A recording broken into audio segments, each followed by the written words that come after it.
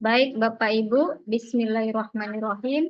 Assalamualaikum warahmatullahi wabarakatuh. Waalaikumsalam warahmatullahi wabarakatuh. Alhamdulillahirabbil alamin. Allahumma sholli ala sayyidina Muhammad wa ala ali sayyidina Muhammad. Yang kita muliakan, di sini telah hadir Bapak Ahmad Taufik selaku Ketua DPW AKPAI Sumatera Utara, dan yang saya banggakan Bapak Ibu peserta BIMTEK Pra PPG PAI 2024 yang sudah hadir tepat waktu di Zoom ini. Terima kasih telah hadir tepat waktu dan merupakan penghargaan yang besar dari saya. Bapak Ibu bisa hadir sesuai dengan jadwal yang sudah diumumkan oleh Pak Taufik di grup ya. Alhamdulillahirrabbilalamin.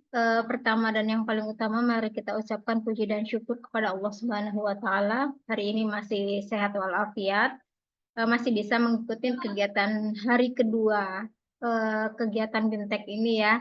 Dan nanti jika tidak terdengar ya Bu Faridah, oke. Bapak Ibu dengar kan suara saya? Pak Agus dengar suara saya? Dengar Bu, dengar. Oke, alhamdulillah. Nanti misalnya ada kendala di saya, mohon maaf sekali karena di sini sedang hujan ya Bapak Ibu, tapi saya akan memaksimalkan kegiatan kita ini. Mudah-mudahan tidak terjadi suatu halangan ya. Salawat dan salam kita sampaikan kepada junjungan kita Rasulullah Shallallahu Alaihi Wasallam.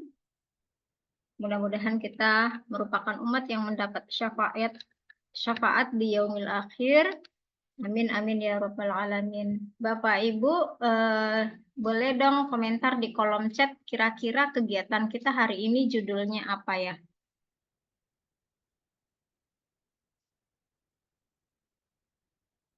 Boleh dong di kolom komentar. Dengar alhamdulillah Bu Nur Halimah.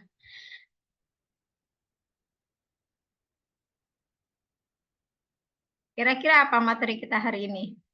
Bapak Ibu.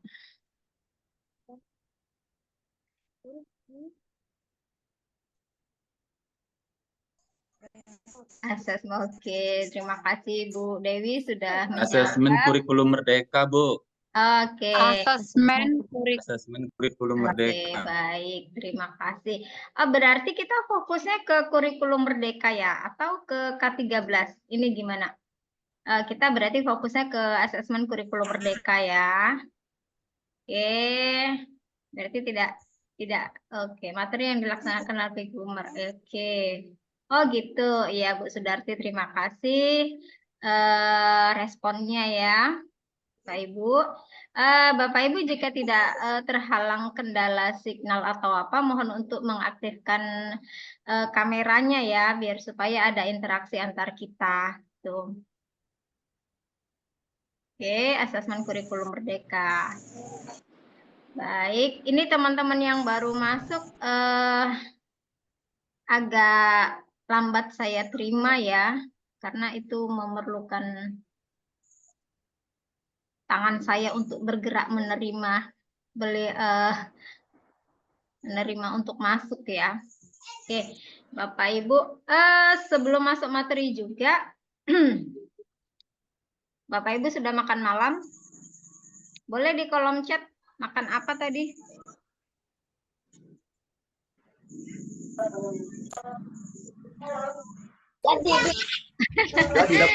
Bu Irma, kenapa belum? Nggak ada. Bu Sudarti, kenapa belum? Oke. Izin sholat dulu Bu, Medan baru azan. Oke, silahkan Bapak. 4 rakaat ya Pak ya. Belum sempat makan malam Bu, tadi habis ngajar langsung gabung di Zoom, bener Bapak. Oke, baik. Sebelum kita mulai kegiatan juga, ini namanya biasa kalau di awal-awal gini asesmen apa ini? Asesmen kan suka kita gitu di siswa kan nanya apa kabar gitu kan? Asesmen Sudah diagnostik, sarapan? Bu. Asesmen apa?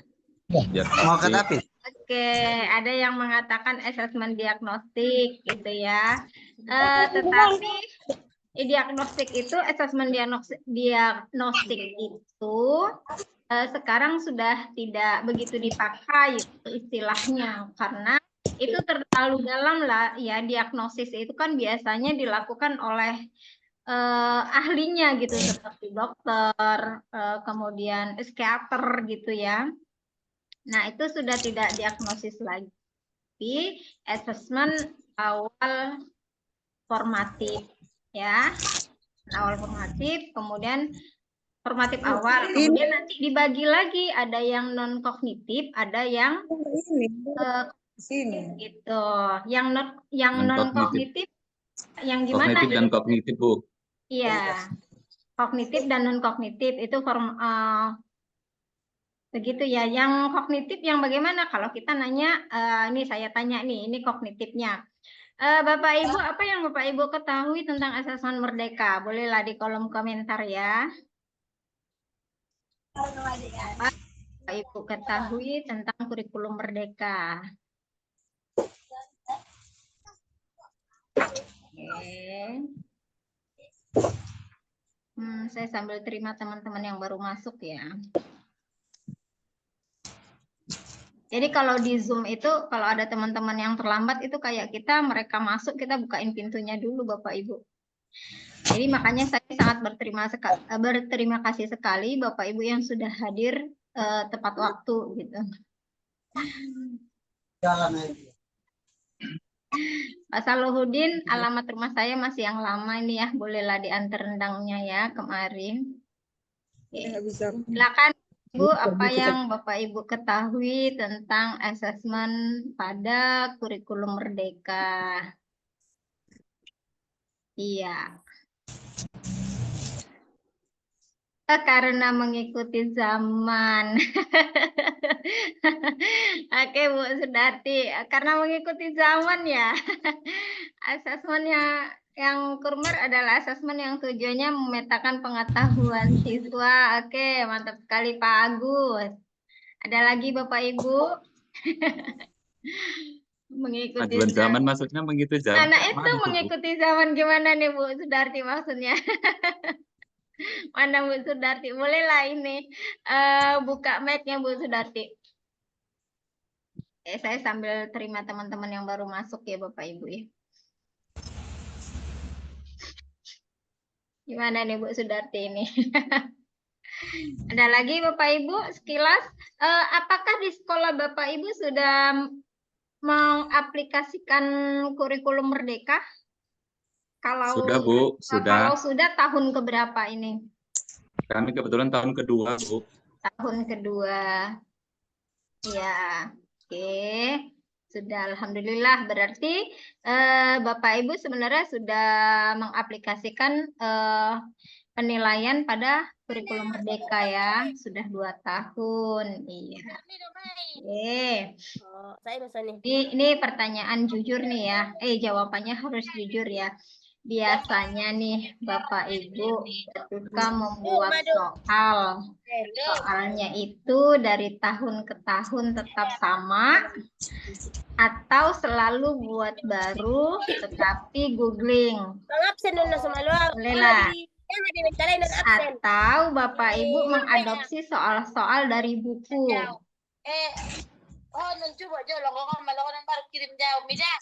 Kalau dari kami, Bu, Iya.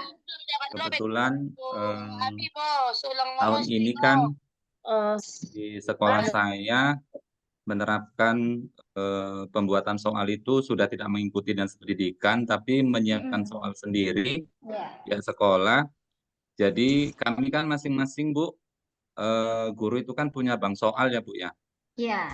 Dari mulai kurtilas sampai hingga dengan Kurmer ini, masing-masing guru punya bank soal. Jujur saja kalau mengenai soal, kita kadang-kadang adopsi dari soal yang sudah kita buat juga, tapi memang tidak secara keseluruhan. Karena kita kan menyocokkan atau menyamakan materi ya Bu ya. Iya. Kemudian kalau yang terkait dengan kurtilas, apa namanya, karena di sekolah kami juga yang kelas 3 sama kelas 6 belum kurmer, masih kurtilas. Tahun ini baru mereka mau masuk kurmer lah. Kalau untuk yang kurtilas memang wali kelasnya setiap tahun itu memang membuat, Bu, karena memang kita punya bank soal dan bank soal itu disimpan dari tahun ke tahun tetap bertambah. Ya. Tahun sekian ini ada pembukaan, tahun ini sekian ada pembukaan. Kalau dari sekolah kami, Bu, demikian, terima kasih. Oke, praktik baik dari Pak Agus ya. Jadi soal itu dikumpulkan, kemudian menjadi bank soal. Ini nanti ketika Bapak Ibu kegiatan PPG ini bisa dibongkar lagi gitu ya, bisa dibongkar. Kemudian nanti itulah asesmen penilaian kita yang diminta tadi untuk RPL-nya ya, rekognisi pembelajaran lampau. Jadi itu jangan dibuang ya Bapak Ibu ya. Oke, atau ada soal-soal yang sudah dicetak di TU itu kan bisa diambil lagi. Karena kita ini flashback ya, kalau ikut PPG itu kita flashback karena kita disuruh mengumpulkan administrasi yang sebelumnya gitu. Kalau itu hilang, tentu kita kan buat baru nih, dan ini sangat ribet sekali ya, Bapak Ibu ya. Oke, Bu Yeti Sarina, ada tim penyusun soal di kecamatan, Bu. Iya. Oke, artinya harus seragam ya untuk soalnya ya Bu Yeti ya, untuk satu kecamatan itu. Ya, Bu, Oke. karena kan ada tim soalnya. Kami sebelum ini Iya. juga saya termasuk pembuat tim soal lah, Bu, untuk apa namanya kurmer, ya kan. Kebetulan karena sekolah sekarang ini menerapkan membuat soal sendiri, jadi saya keluar dari tim kurmer kecamatan menyiapkan soal di sekolah.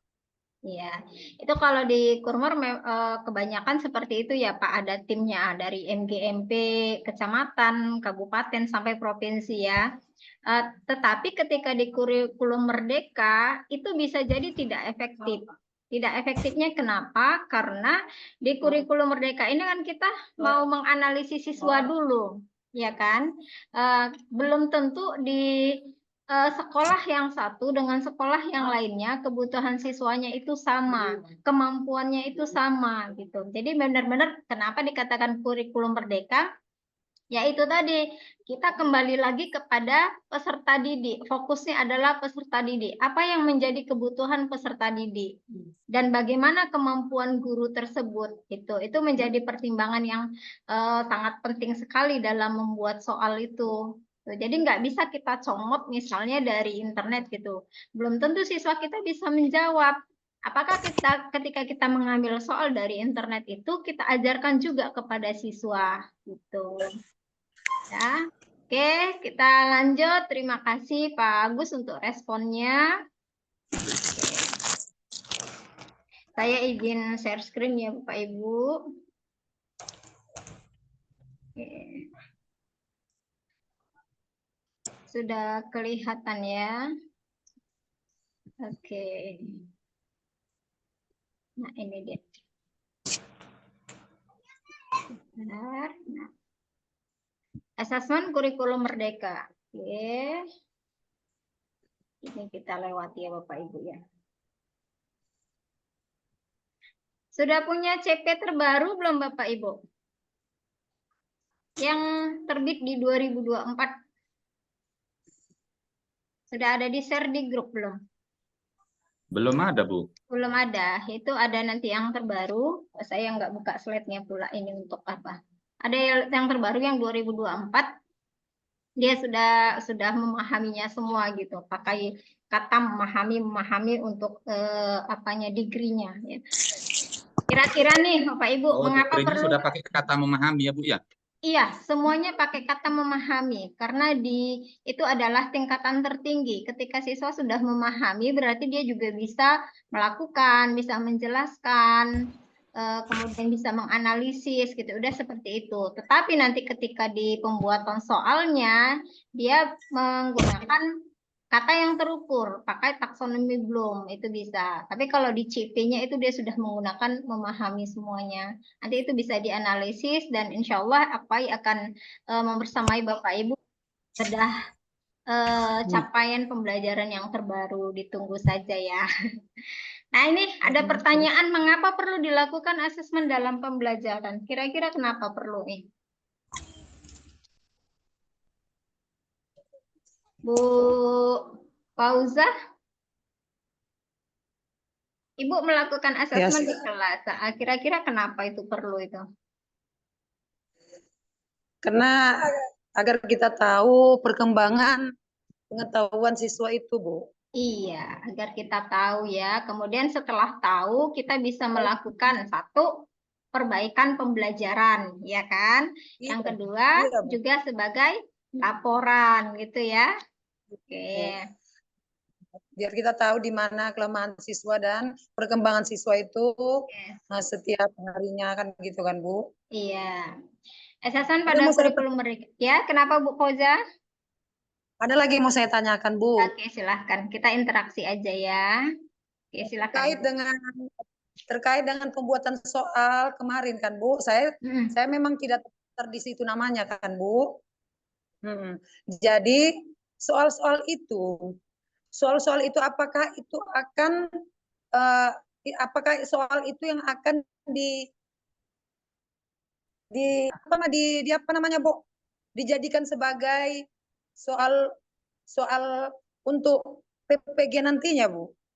Nah, soal-soal yang mana? Yang di-share di grup ya? Iya, yang Soal yang pembuatan latihan. itu kan, Bu. Iya. Soal latihan. Iya. Iya, yang soal Baik, pembuatan. Ibu. Yang pasti begini, Ibu.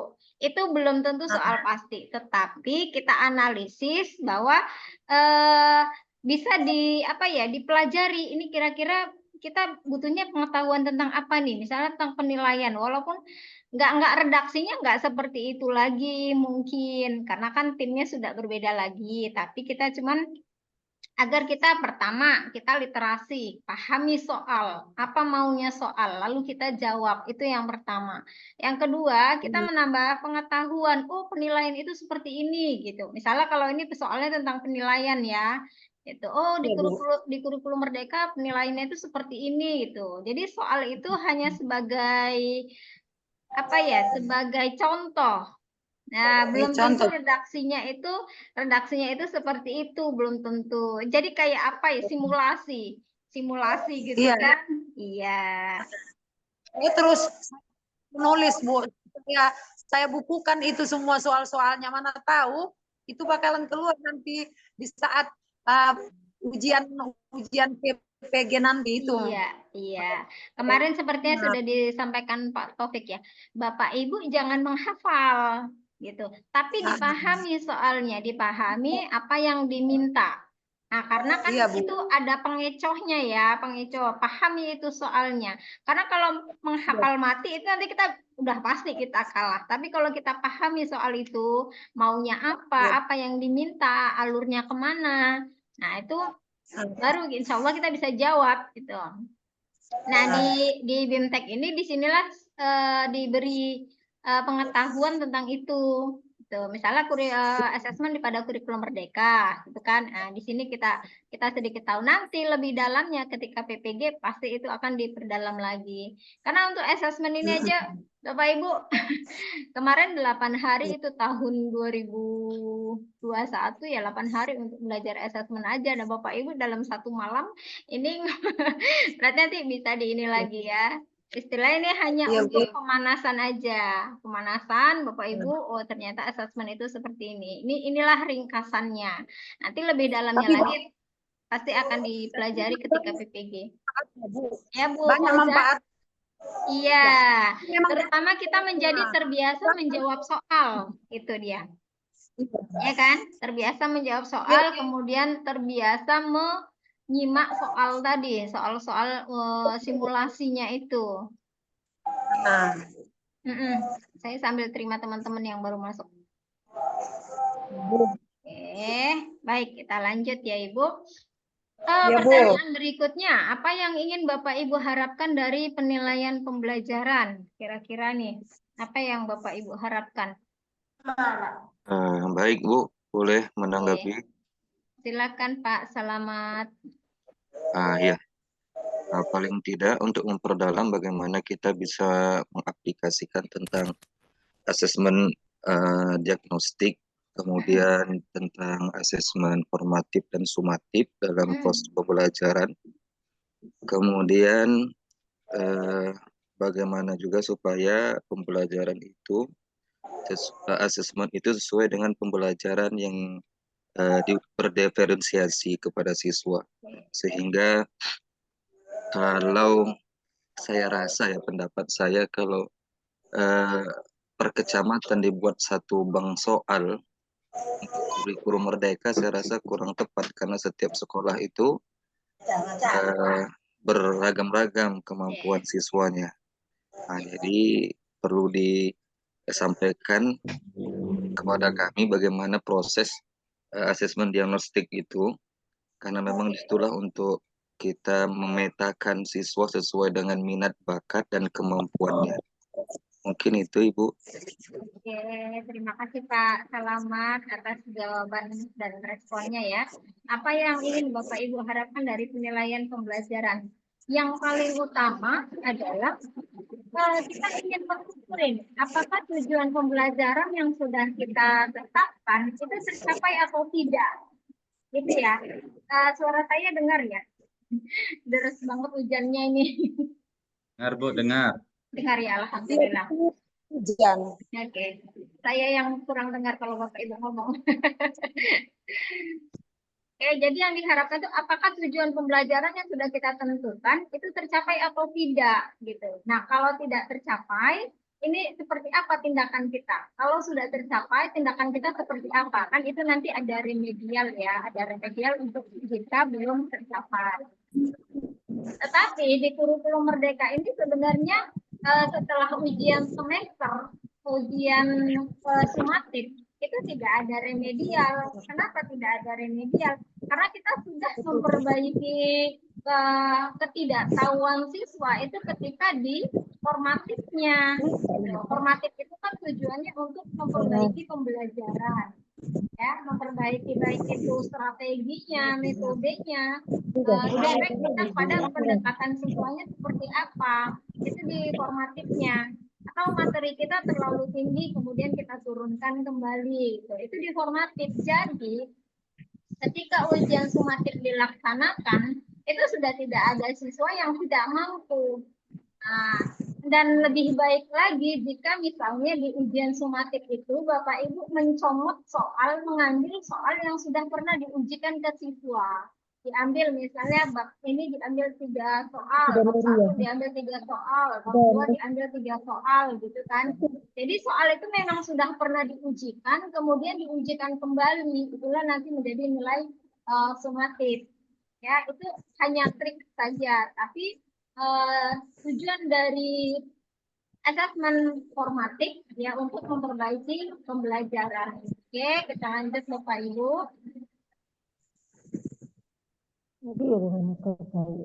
Agak lambat nih. Oke, bagaimana Bapak Ibu melakukan penilaian pembelajaran? Apakah melakukannya secara lisan atau tertulis atau dalam bentuk proyek? Boleh dong komentarnya Bapak Ibu. Eka boleh? Ya. Eka Suryani Pasaribu. Bagaimana Bapak Ibu melakukan penilaian pembelajaran? Oh, izin. Iya, teman-teman baru masuk. Saya terima dulu.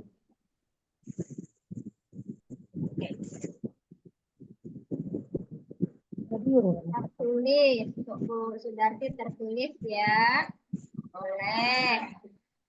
Mungkin ada juga yang lisan. Biasanya kalau lisan itu pas di tengah-tengah pembelajaran. Ayo, siapa yang tahu gitu ya? Itu lisan ya kan? Ibu. Interaktif dengan siswa. Kita lanjut ya.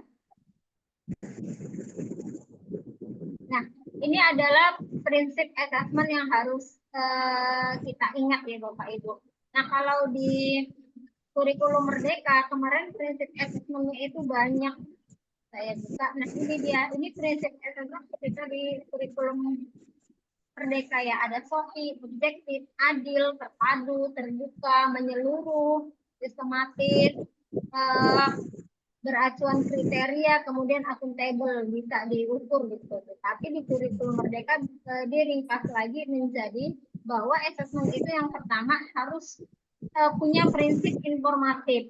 Jadi dari asesmen yang sudah kita lakukan, kita menilai siswa ini, kita melakukan asesmen kepada siswa. Nah, itu adalah informasi bagi kita tentunya. Informasi apa? Apakah siswa itu sudah sampai pada tujuan pembelajaran atau belum? Nah, itu kan informasi ya. Kemudian asesmen sumatif itu bisa untuk pelaporan, kayak nilai raport itu kan diambil dari sumatif gitu ya. Nah, itu informatif, informasi bagaimana kondisi siswa, dan juga bisa jadi ini adalah asesmen informasi untuk strategi kita sudah benar atau belum. Metode yang kita gunakan dalam memberikan pelajaran kepada siswa itu sudah benar atau belum. Nah, itu informatif ya. Kemudian yang kedua adalah prinsip asesmen ini efektif. Efektif di sini dalam artian ya tidak ribet ya, ada aturannya gitu. Kemudian adil ya, prinsip asesmen itu yang ketiga itu adil. Kita melakukan asesmen itu bukan berdasarkan si anak itu anak siapa misalnya gitu. Kemudian misalnya nih kita pernah sakit hati dengan siswa. Nah, ketika ujian ternyata nilai dia tinggi, tetapi karena kita punya rasa sakit hati, kita turunkan nilainya gitu. Ya, itu kan prinsip asesmen itu harus adil. Kemudian proporsional. Proporsional ini sesuai dengan kemampuan siswa, sesuai dengan apa yang sudah kita ajarkan. Itu proporsional. Kemudian untuk bentuk-bentuk soalnya itu kan kita bisa bedakan, oh soal ini kalimat-kalimat seperti ini cocoknya untuk anak SD gitu ya, untuk anak SMP, kemudian anak SMA itu lebih ke analisisnya gitu. Kemudian prinsip asesmen berikutnya adalah valid dan dapat dipercaya. Tuh. Yang berikutnya, prinsip asesmen berikutnya adalah sederhana dan informatif. Ini informatif sudah di bagian 1 ya. Nah, yang terakhir, prinsip asesmen yang terakhir itu adalah bahan refleksi. Baik itu refleksi untuk siswa dengan adanya hasil dari asesmen tadi kan siswa bisa berefleksi ya, bisa kalau kita bilang apa introspeksi diri siswanya itu. Apakah dia selama ini sistem belajarnya seperti apa, metode belajarnya seperti apa gitu. Dan yang paling utama ini menjadi bahan refleksi bagi pendidik sendiri. Apakah metodenya yang digunakan dalam kegiatan pembelajaran sudah cocok dengan siswa? Apakah metodenya itu sudah bisa diterima siswa? Apakah kalimat-kalimat yang kita sampaikan kepada siswa itu sampai dia bisa memahami itu sesuai dengan bahasanya gitu ya? Oke, kita lanjut. Nah, ini dia Bapak Ibu. Di asesmen pada kurikulum Merdeka, saya izin bisukan ya Bu Eka ya. Oke.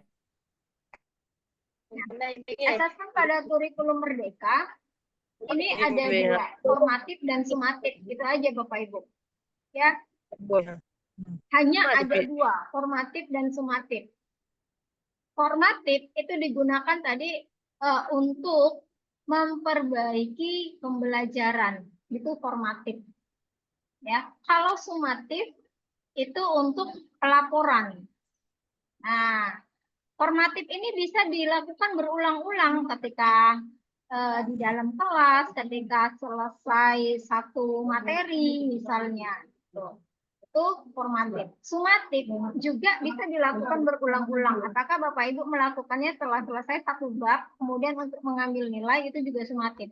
Jadi sumatif ini untuk pelaporan, untuk mengambil nilai siswa. Tapi kalau formatif itu untuk memperbaiki strategi, lebih kepada refleksi.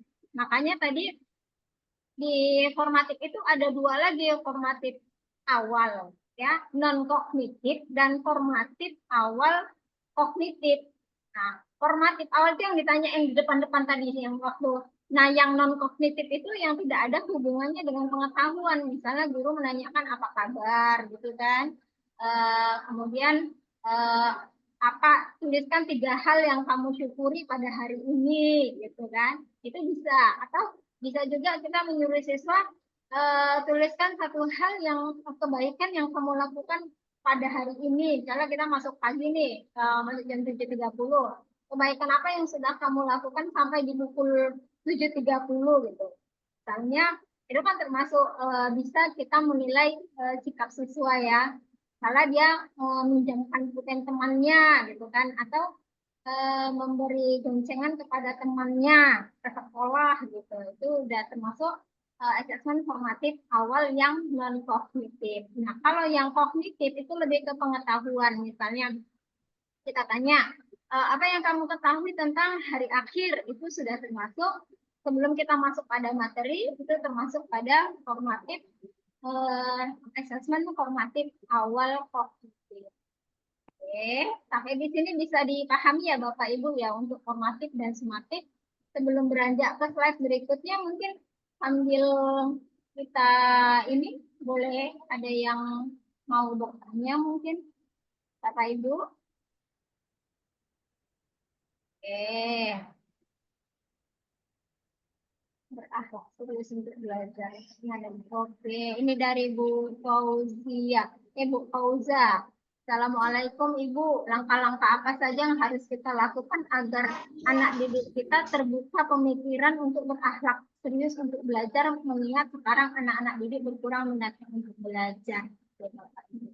Ada banyak faktor ya Bu Fauza ya. Ada banyak faktor kenapa anak itu kurang minat belajarnya. Yang pertama, mungkin dari keluarga. Tidak ada teladan di keluarga atau juga di sekolah tidak ada teladan agar dia terus belajar. Kemudian seringkali kita, izin ya Bu Nur Hidayah, saya bisukan. Oke. Sampai di mana tadi?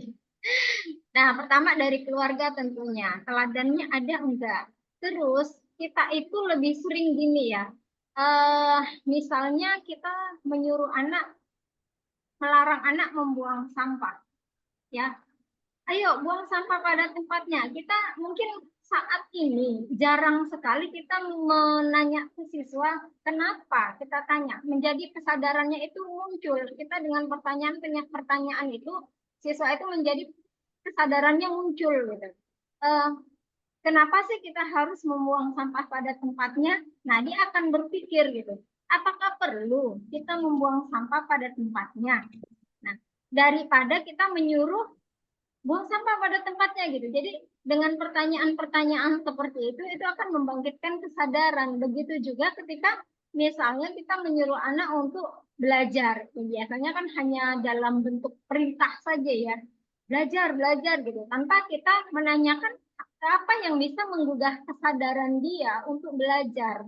Nah, kira-kira nih, kamu punya cita-cita apa? Bagaimana cita-citamu itu biar tercapai, agar tercapai gitu. Tentunya kan dengan belajar gitu. Nah, sekarang kamu belajarnya gimana selama ini? Dan apa yang akan kamu perbaiki tentang strategi pembelajaranmu selama ini? Kedepannya bagaimana? Nah, itu kita menggugah kesadaran kita ketimbang kita lebih banyak memerintahkan. Pertanyaan-pertanyaan seperti itu kan membuat mereka berpikir. Kita percaya ya Bapak Ibu, kalau anak itu juga punya taraf berpikirnya. Ada tak dari SD, SMP itu pasti ada mereka itu berpikir. Karena kan kita sudah tahu bahwa setiap manusia itu pasti diberi akal gitu. Jadi pertanyaan-pertanyaan itu bisa menggugah kesadarannya dibanding apabila misalnya kita hanya memerintahkan saja. Apalagi memerintahnya itu tidak ada contohnya, tidak ada yang bisa diteladani. Siapa teladannya? Tentu ya Bapak Ibu guru semuanya. Gitu. Oke, mungkin ada pertanyaan lagi Bapak Ibu? Iya, benar Bu Sudarti. Kompleks kalau sudah misalnya tidak ini ya, berkurang minat belajarnya gitu. Jadi harus dilihat dulu dia faktor penyebabnya apa, tidak punya contoh kah, kebutuhannya tidak terpenuhi kah gitu, dan lain sebagainya. Itu dilihat lagi. Oke.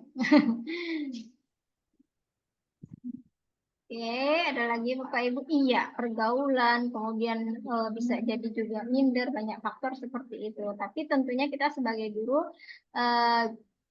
kita cari dulu ya latar belakangnya anak ini seperti apa gitu. Itu pasti bisa kita temukan penyebabnya kenapa dia minat belajarnya itu berkurang. Ya, kita lanjut Bapak Ibu. Boleh sambil bertanya ya, atau boleh sambil juga ini cemilan-cemilannya silahkan dinikmati. Oke, kita masuk pada berikutnya nih. Asesmen pada kurikulum merdeka. Itu kan tadi ada dua ya, formatif, sumatif, itu aja. Nggak ribet sih ingatnya ya. Tapi kita juga harus tahu formatif itu untuk apa, sumatif itu untuk apa, gitu ya. Nah, di sini formatif bertujuan untuk memantau atau memperbaiki proses pembelajaran. Ini dari tadi yang saya ulang-ulang ya, mudah-mudahan Bapak Ibu bisa mengingatnya. Jadi kalau misalnya tujuan asesmennya itu untuk memperbaiki proses pembelajaran, berarti itu adalah asesmen formatif. Ya, kemudian mengevaluasi pencapaian tujuan pembelajaran. Kita mau mengukur nih, anak-anak ini apakah sudah sampai pada tujuan pembelajaran atau belum. Nah, bukan untuk pelaporan ya, bukan untuk pelaporan, tetapi untuk mengetahui sejauh mana anak-anak sudah mencapai pada tujuan pembelajarannya. Ini juga merupakan asesmen formatif. Ya, asesmen ini dilakukan untuk mengidentifikasi kebutuhan belajar. Ini nanti yang seperti katakan Pak apa tadi ya, berdiferensiasi gitu. Itu kan untuk memenuhi kebutuhan belajar peserta didik. Ini bisa diidentifikasi, kita cermati kok gini ya. Oh, mungkin salah strategi kitanya gitu ya. Karena sebenarnya kan tidak ada siswa yang tidak mampu ya, barangkali bisa jadi faktornya adalah guru yang salah strategi. Nah, disitunya dari bagian mana yang bisa kita perbaiki, ya kita perbaiki. Kemudian apa yang menjadi hambatan dari asesmen formatif tadi ya, kita bisa mengetahui hambatan atau kesulitan yang mereka hadapi itu. Dan juga untuk mendapatkan informasi perkembangan peserta didik, informasi perkembangan. Jadi lebih ke informatif gitu ya kalau asesmen formatif. Kemudian informasi tersebut merupakan umpan balik bagi peserta didik dan juga pendidik. Nah, bagi peserta didik, loh, kamu kok belum misalnya ya, kita tanya, loh kamu kok belum bisa memahami apa hikmah beriman kepada hari akhir. Nah, di situ dia juga bisa belajar kembali, bisa introspeksi diri ya. Kita bisa kasihin umpan balik dan dia juga si peserta didik tadi bisa berefleksi sendiri. Begitu juga dengan pendidiknya. Oke, kita lanjut lagi. Nah, asesmen pada kurikulum merdeka fungsinya satu. Ada dua fungsi, peserta didik dan pendidik ya. Bagi peserta didik, asesmen formatif berguna untuk berefleksi, itu tadi seperti yang di atas ya, dan memonitor kemajuan belajarnya, tantangan apa yang dialami, serta langkah-langkah yang perlu ia lakukan untuk meningkatkan terus capaian pembelajarannya tadi. Hal ini merupakan proses belajar yang penting untuk menjadi pembelajar sepanjang hayat. Jadi di fungsi formatif ini kita mengajak siswa juga untuk berpikir, untuk berefleksi. Jadi dia nanti akan terbiasa melakukan refleksi loh. Kok pencapaian saya seperti ini ya, gitu ya. Itu biasanya yang sudah berpikir ya. Tapi kalau misalnya ini di kelas bawah, lebih banyak gurunya kali yang berefleksi ya. Oke. Kemudian bagi pendidik, asesmen formatif berguna untuk merefleksikan strategi pembelajaran yang digunakannya, serta untuk meningkatkan efektivitas dalam merancang dan melaksanakan pembelajaran. Asesmen ini juga memberikan informasi tentang kebutuhan belajar individu peserta didik yang diajarnya. Ini merupakan fungsi dari asesmen formatif. Kemudian kita lanjut. Beberapa hal yang perlu diperhatikan pendidik dalam merancang asesmen formatif. Ya, asesmen formatif tidak beresiko tinggi. Karena asesmen formatif ini tidak seharusnya digunakan untuk nilai rapot, keputusan kenaikan kelas, kelulusan, dan keputusan-keputusan penting lainnya. Itu tidak untuk itu, gitu. Tapi memang sekedar hanya untuk memperbaiki pembelajaran, untuk berefleksi, baik itu peserta didiknya maupun pendidiknya. Kemudian, assessment formatif dapat menggunakan berbagai teknik dan atau instrumen. Ini banyak nanti instrumennya. Kenapa? Ya kita mau mengetahui apa? Apakah nanti biasanya formatif ini lebih sering ke lisan ya, lisan. Karena ketika kegiatan pembelajaran berlangsung, di situ kita bisa menanyakan sesuatu kepada siswa. Nah, suatu assessment dikategorikan sebagai assessment formatif apabila tujuannya adalah untuk, nih Bapak Ibu, meningkatkan kualitas proses belajar. Oke, kita lanjut lagi. Berikutnya, assessment formatif dilaksanakan bersamaan dengan proses pembelajaran yang sedang berlangsung, gitu ya. Jadi ketika kalau di RPP apa kegiatan inti ya, di kegiatan inti pembelajaran sedang berlangsung, di assessment formatif dan pembelajaran menjadi satu kesatuan. Jadi tidak bisa dipisahkan juga dengan KBM untuk melakukan assessment formatif. Nah, assessment formatif dapat menggunakan metode yang sederhana sehingga umpan balik hasil assessment tersebut dapat diperoleh dengan cepat ya. Sudah kebayang ya Bapak Ibu ya, sebenarnya kita melakukan ini di kelas kan. Nah, selalu ini kita lakukan di dalam kelas. Kemudian, assessment formatif yang dilakukan di awal pembelajaran akan memberikan informasi kepada pendidik tentang kesiapan belajar peserta didik. Nah, dia siap enggak? Berdasarkan asesmen ini, pendidik perlu menyesuaikan, memodifikasi rencana pelaksanaan pembelajarannya untuk membuat diferensiasi pembelajaran agar sesuai dengan kebutuhan peserta didik. Nah, ini udah sampai pada diferensiasi pembelajaran, Bapak Ibu. Oke, barangkali kalau ada yang sudah sedikit-sedikit di guru penggerak angkatan 10 ya, ini sedang membuat RPP tugasnya ya. RPP berdiferensiasi gitu atau modul lanjut berdiferensiasi ya.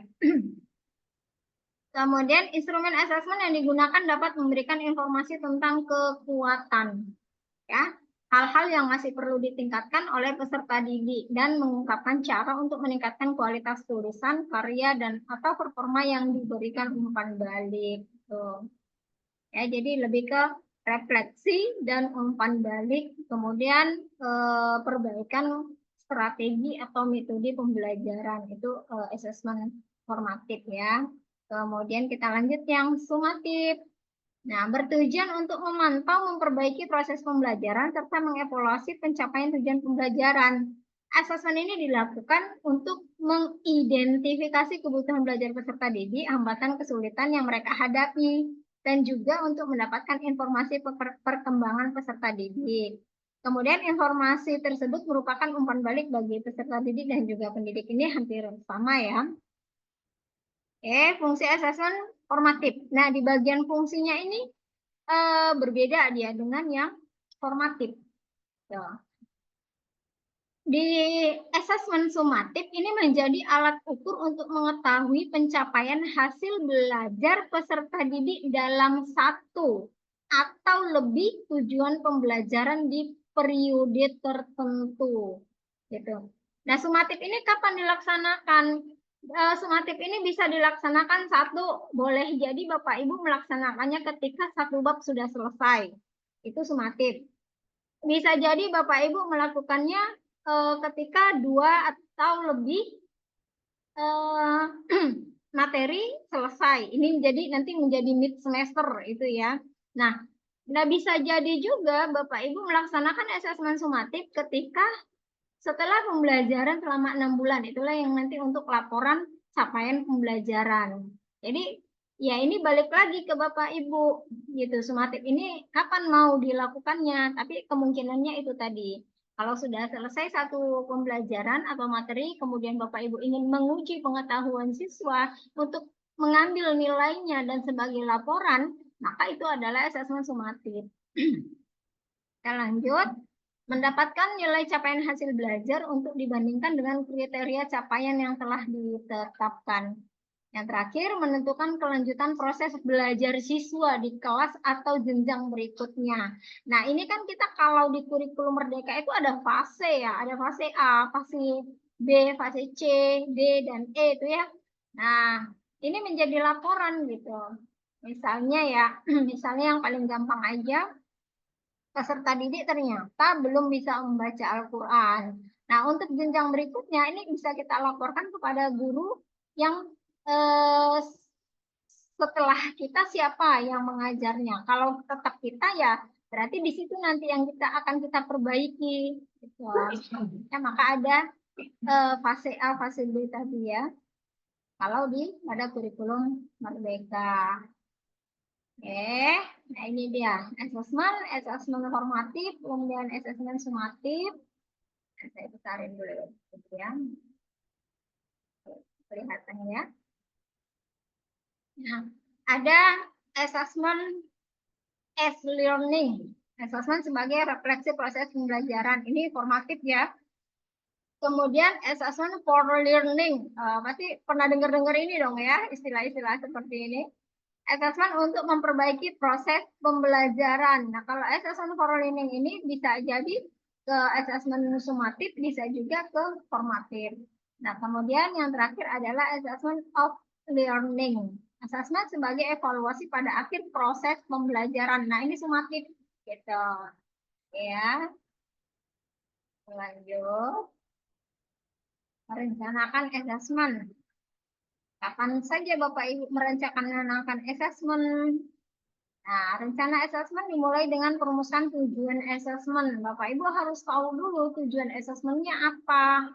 Tuh. Tujuan ini tentu berkaitan erat dengan tujuan pembelajaran. Kan sudah dipastikan ya bahwa asesmen itu ya kita juga ingin mengetahui tujuan pembelajaran kepada siswa itu sudah sampai di mana. Tuh.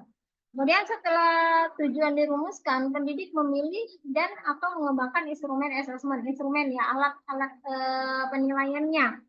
Seperti misalnya kita menggunakan instrumennya apa? Apakah pilihan berganda gitu ya, atau esai, atau menyocokkan gitu ya, atau meneruskan ayat, misalnya seperti itu.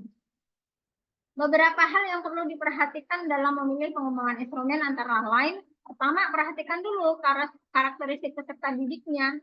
Gitu. Kesesuaian asesmen dengan rencana tujuan pembelajaran ini yang paling penting Bapak Ibu. Apakah soal yang kita buat, asesmen yang kita buat untuk siswa, itu sesuai nggak dengan tujuan pembelajaran? Misalnya gini, tujuan pembelajarannya adalah siswa mampu menerapkan berwudu gitu.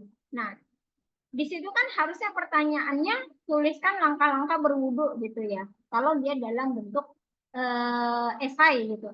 Nah, ternyata kita membuat soalnya itu apa tujuan berwudu gitu. Itu kan nggak nyambung dengan tujuan pembelajaran. Itu harus diperhatikan Bapak Ibu. Ya, perhatikan lagi tujuan pembelajarannya apa, kemudian sesuaikan dengan pertanyaan tadi. Ini kadang itulah nanti yang masuk dalam kisi-kisi soal. Itu yang sering kita abaikan. Yang penting kita bertanya tentang, pokoknya kita bertanya aja tentang iman kepada malaikat. Pokoknya kita bertanya aja tentang surah Al-Kafirun misalnya gitu. Kita tanpa menilik kembali, tanpa melihat lagi apa yang menjadi tujuan pembelajarannya. Dan tujuan asesmen, tujuannya apa? Tujuan asesmennya apa? Apakah untuk perbaikan pembelajaran atau untuk pelaporan itu tadi ya? Kemudahan penggunaan instrumen untuk memberikan umpan balik kepada peserta didik dan pendidik. Kita lanjut.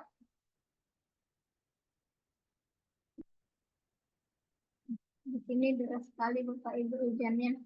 Nah, ini adalah contoh instrumen penilaian. Ini yang di kurikulum Merdeka ya Bapak Ibu ya. Ini sebenarnya ada di buku pedoman pembelajaran dan asesmen pada kurikulum Merdeka, itu bukunya ada dalam bentuk PDF-nya ya. Ini saya ringkas saja. Contoh instrumen penilaian itu yang pertama dalam bentuk rubrik. Rubrik itu jika siswa apa namanya? Nanti ada contohnya Bapak Ibu ya.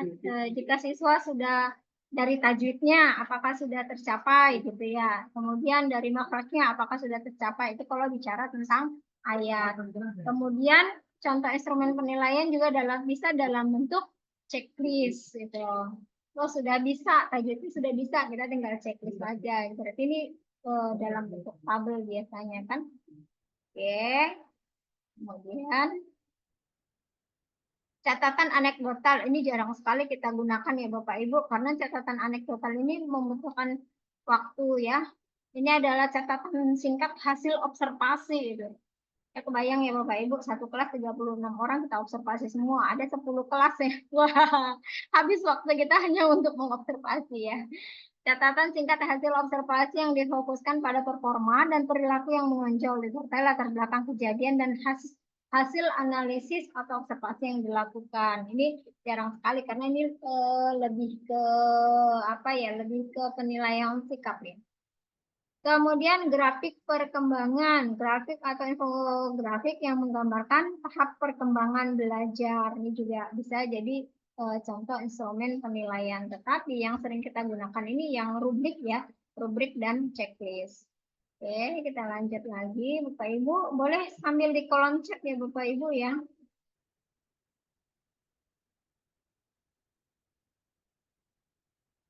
Oke. Oke, ya nanti dibagi.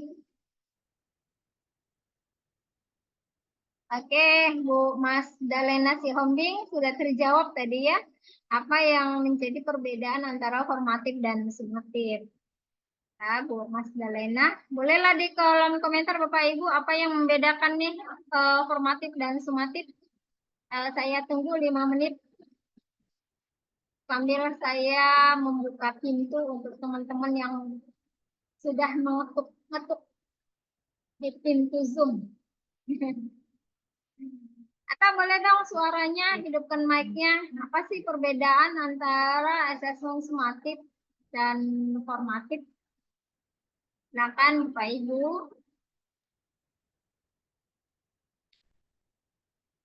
Ya, saya tunggu. Formatif untuk memperbaiki nilai. Memperbaiki nilai, formatif.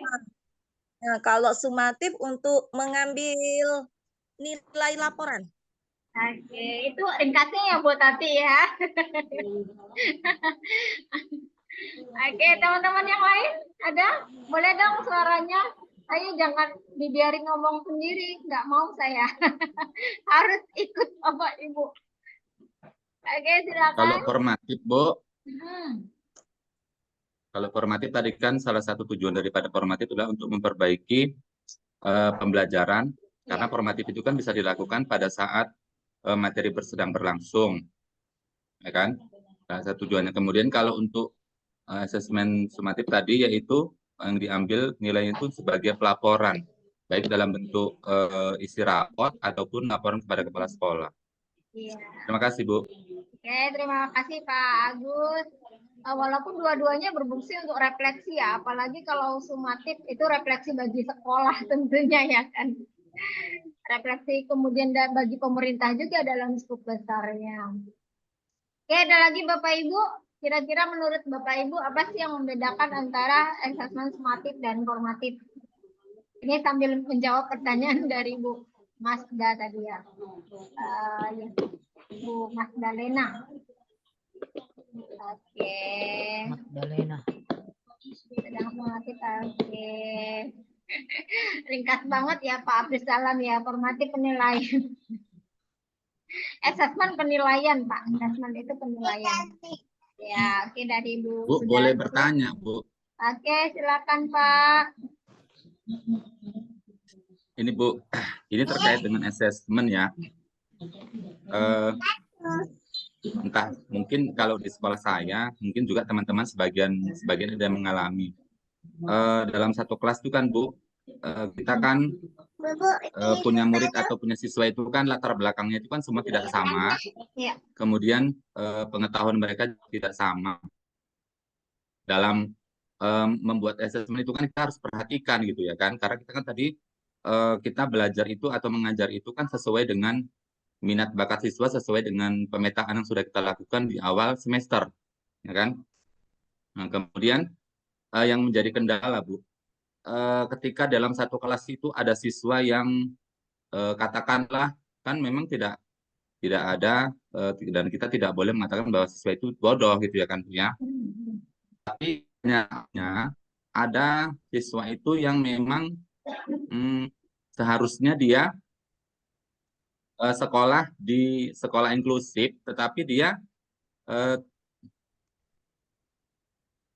tidak bisa karena mungkin di daerah itu tidak ada sekolah inklusif yang untuk menampung dia. Mau tidak mau dia sekolah di formal, ya kan? Jadi kita kan mengalami kesusahan atau kesulitan gitu dalam membuat asesmen ini gitu. Karena kita kan harus dia tidak mungkin sama dia pembelajarannya dengan teman-teman yang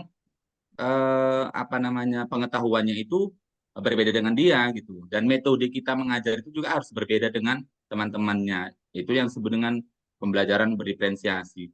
Nah, dalam pembuatan asesmen ini, Bu, ya kan?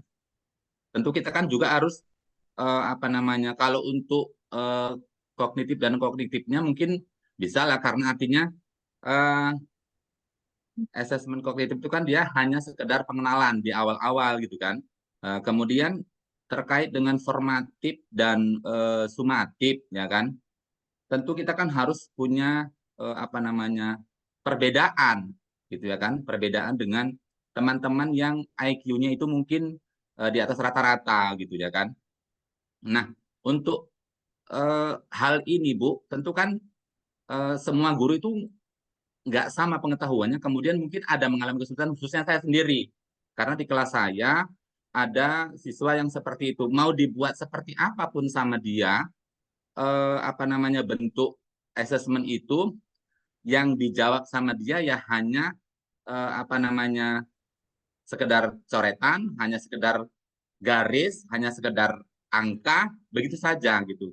Nah, jadi untuk hal yang seperti ini kayak mana Bu? Kira-kira bisa Ibu berikan gambaran ataupun seperti apalah untuk menangani hal yang seperti ini. Terima kasih Bu, saya kembalikan. Terima kasih Pak Agus untuk responnya. Luar biasa, berarti sekolah Bapak ini ada yang sudah inklusif ya? Sudah sekolah inklusif ya? Ada Bu, ada. Iya. Cuma Nah, ini nanti, karena memang kebetulan di tempat kami kan nggak ada sekolah inklusif, jadi mau nggak mau dia harus masuk. Dan kita kan tidak boleh menolak siswa ya Bu ya. Iya benar. Ya. Pertama kita harus tahu dulu anak itu bisa diajari atau tidak. Karena kalau di SLB itu juga kan melalui proses psikologi ya. Ada anak yang dia bisa diajari, ada yang tidak gitu. Maksud saya level ya IQ-nya itu kan kalau di sekolah SLB kan diukur ya. Nah, berarti Pak Agus punya kerjaan double, membuat tujuan pembelajaran untuk siswa pada umumnya dan membuat tujuan pembelajaran untuk siswa yang khusus tadi. Itu berarti punya dua.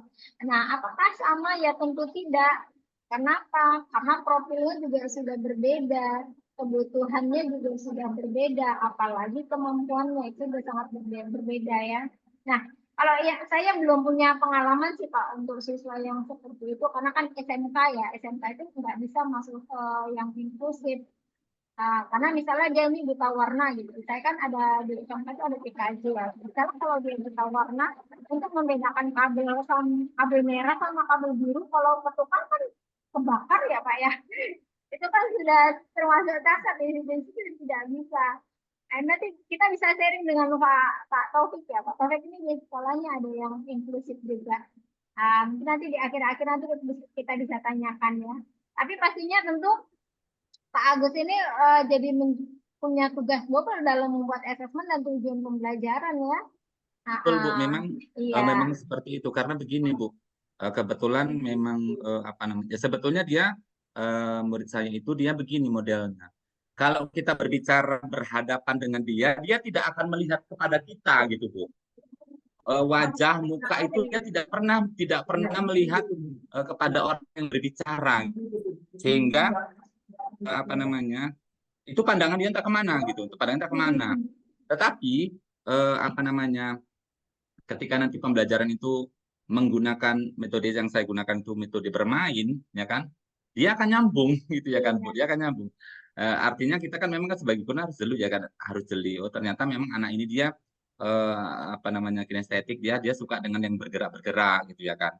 Nah, jadi memang menambah tugas sih sebetulnya kepada guru, tapi yang ini yang menjadi apa tadi sama saya itu terkait dengan asesmen tadi itu gitu ya kan. Kadang-kadang saya masih ini juga sih bertanya kepada teman-teman harus dibuat seperti apa sama dia gitu ya kan. Nah, apakah memang nggak ada atau tidak ada Bu istilahnya gini barometer atau hal yang baku yang untuk anak yang seperti itu gitu Bu? Jadi ketika pelaporan pembelajarannya pun deskripsinya pasti berbeda dengan siswa yang lainnya ya kan Pak, karena tujuan pembelajarannya juga sudah berbeda. Nah, biasanya kalau anak yang masih bisa diajari dan kita masih mampu itu tidak ada pendampingan. Tapi kalau ada kan yang nanti tiba-tiba dia mau marah-marah gitu ya, terus lari ke sana kemari itu biasanya diperlukan pendampingan khusus. Jadi ada guru lain yang mendampingi siswa tersebut atau dari orang tuanya yang menghadirkan pendampingnya itu untuk Saya termasuk begini Bu, pembiayaan gajinya. ketika nanti saya mendampingi dia dalam belajar Bu, ya kan, teman yang lain mereka merasa ngiri Bu gitu. Ya, iya itu. Bapak dari tadi di situ aja sama dia aja, sama kami nggak Benar. ditengok gitu ya kan, jadinya terjadi seperti itu. Iya, jadi seperti itu. Jadi nanti akhirnya menjadi hambatan bagi yang lainnya, gitu kan. Nah, tapi luar biasa Pak Agus. Mudah-mudahan bisa merangkul semuanya jadi dari pengalaman-pengalaman yang ada kan kita bisa belajar gitu. Oh ternyata saya harus seperti ini untuk bisa merangkul semuanya. Kalau saya tanya saya nggak punya pengalaman seperti itu. Pak Agus karena saya di SMK ya hanya beberapa pengetahuan sedikit tentang pendidikan inklusif. Baik Bapak Ibu, terima kasih. Oh, sudah banyak respon ternyata. Oke. Nah, kalau ada yang respon gini, Pak Agus berarti pembelajarannya kan tercapai ya. Bapak Ibu merespon gitu menjawab. Nah, kita lanjut ya Bapak Ibu ya. Sebentar saya masukkan beberapa teman yang sudah tertutup pintu. Oke. Saya izin share screen lagi. Oke, kita lanjut lagi ya Bapak Ibu ya. Oke. Nah, ini adalah salah satu teknik penilaian. Yang pertama itu observasi. Kita udah tahu nih ya, observasi bisa juga untuk penilaian sikap ya, observasi. Penilaian sikap mandiri sendiri gitu ya, atau penilaian sikap terhadap tentang teman. Ini kalau di pejabat ya, di pejabat ini gitu. Oke. Kemudian teknik penilaian yang lainnya adalah kinerja. Ini biasanya dalam bentuk portofolio Pinjam, ya, Yon. melakukan project, itu ya. Nah, penilaian yang menuntut peserta didik untuk mendemonstrasikan dan mengaplikasikan pengetahuannya ke dalam berbagai macam konteks sesuai dengan kriteria yang diinginkan. Asesmen kinerja dapat berubah praktek, menghasilkan produk, melakukan project, atau membuat portofolio. Ini untuk kinerjanya. Oke.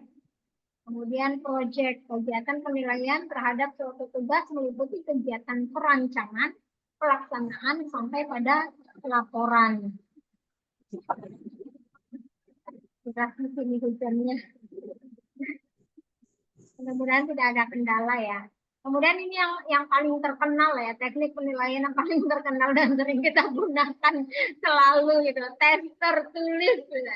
Tes dengan soal dan jawaban disajikan secara tertulis untuk mengukur atau memperoleh informasi tentang kemampuan peserta didik. Tes tertulis dapat berbentuk esai, pilihan ganda, uraian, atau bentuk-bentuk tes tertulis lainnya. Ini paling sering kita, apalagi pilihan ganda sama esai udah mendarah daging ini soalnya ini yang paling banyak contohnya. Ya, kali-kali lah menjodohkan itu menjodohkan. Kalau zaman kita dulu menjodohkan atau menyocokkan ya, mencocokkan ayat dengan tajwidnya dicocokkan gitu. Oke.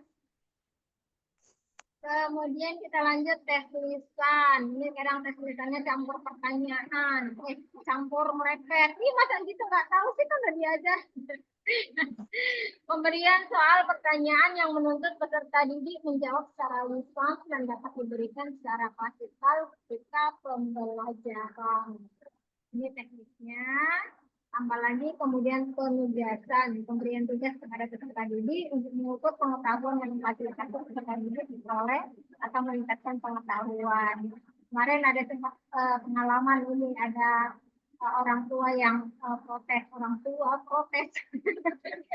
Kan sudah kurikulum merdeka, kok siswanya masih dikasih tugas, loh. Gitu. Ya, gimana sebenarnya paham nggak sih dengan kurikulum merdeka? Kan tadi ada project itu kan tidak bisa dikerjakan dalam beberapa jam ya, bahkan bisa berhari-hari gitu kan. Kemudian portofolio, kumpulan dokumen hasil penilaian penghargaan karya peserta didik dalam bidang tertentu yang mencerminkan perkembangan dalam perilaku tertentu. Jadi kita perlu juga siswa itu membuat portofolio pembelajarannya. Karena ketika kita melakukan asesmen sumatif pada setiap bab, kemudian hasil penilaian itu bisa dia tunjukkan. Itu nanti menjadi portofolio ya. Dan dari situ kan kita bisa mengetahui perkembangan peserta didik tersebut. Oke. Karena Bapak Ibu harus tahu ya, penilaian itu bukan untuk menjudge siswa, untuk menghakimi siswa bodoh atau pintar, bukan. Tetapi lebih pada refleksi, itu yang paling utama, untuk refleksi dan memberikan umpan balik gitu. Kalau misalnya nilainya dia rendah gitu, kita tanya bagus-bagus ke dia, bukan langsung menghakimi bahwa dia itu tidak mampu. Barangkali ada kendala siswa tersebut dalam memahami materi yang kita berikan. Ya. Jadi pada akhirnya penilaian itu tetap aja ya, kalau di mapel PAI itu kita harus menilai sikap siswa karena kita berkaitan dengan budi pekerti, makanya namanya pendidikan agama Islam dan budi pekerti itu. Berarti kita juga harus melakukan penilaian siswa atau penilaian sikap. Ini bisa dilakukan dengan observasi, bisa dilakukan dengan penilaian diri dan penilaian antar teman. Kalau di KPA itu banyak itu penilaian diri, kemudian checklist, kamu setuju atau tidak setuju, sangat setuju gitu ya, penilaian diri itu ya. Kemudian penilaian pengetahuan. Penilaian pengetahuan ini bisa berupa tes tertulis, benar salah, pilihan ganda, menjodohkan, kemudian uraian sampai pada isian atau melengkapi. Ya, kalau kita pakai isian melengkapi ayat gitu ya. Kemudian lisan bisa melalui kuis dan tanya jawab, penugasan, dan teknik lainnya portofolio atau observasi. Ini untuk mengetahui untuk penilaian pengetahuan. Kemudian untuk penilaian keterampilan kita bisa menggunakan unjuk kerja, kinerja, praktik, proyek, portofolio, dan juga produk. Kira-kira nih Bapak Ibu, ya silakan Pak Ali. Bu, izin ini ya Bu, juga kemudian juga butuh tanggapan Bu. Jadi terkait penilaian ini ya Bu, sekarang ini di kabupaten saya kan sekarang ini lagi kami melakukan penilaian sumatif, artinya ujian akhir semester, ya kan? Kalau tidak ada perubahan nanti hari Sabtu kami kan penerimaan raport, gitu ya kan? Nah terkait penilaian ini, apa namanya di raport kurikulum merdeka itu kan Bu, artinya kan gini. Memang tidak jauh berbeda sih dengan raport Kurtilas, ya kan? Tetapi yang menjadi patokan orang tua, ya kan? Menjadi patokan orang tua, sehebat apapun sekolah anaknya bersekolah di sebuah sekolah yang terkenal ataupun yang maju kayak mana, pada akhirnya orang tua itu kan melihat penilaiannya itu dalam angka, ya kan Bu? Dalam angka. Tidak dilihat penilaian anaknya itu dalam apa namanya apa bahasanya dalam bahasa apa namanya itu tidak dalam angka tidak dilihat dalam deskripsinya gitu ya kan Bu. Nah ketika angka anak itu menurun ya kan ya kan bisa jadi di dalam deskripsi dia kan apa namanya berkembang gitu ya kan karena artinya antara deskripsi dengan angka itu kan apa namanya bisa jadi berbeda gitu ya kan. Tetapi orang tua pada akhirnya yang dilihat angkanya. Ketika pelajaran matematika anaknya itu 75 dengan KKM ya kan, hanya dengan pas dengan KKM. Tetapi tidak dilihat sama orang tua itu deskripsinya seperti apa gitu ya kan. Nah, jadi ini kan menurut saya sebagai seorang pendidik menjadi sebuah problematika juga Bu, karena artinya kan sementara kurikulum merdeka itu menuntut ya kan kita guru itu membuat anak itu perilakunya, kita kan mau merubah perilaku anak bukan merubah angkanya. Kalau angka kan bisa aja kita berikan dengan nilai berapa gitu ya kan, berapa maunya gitu. Tapi yang mau kita rubah itu kan perilaku si anak gitu.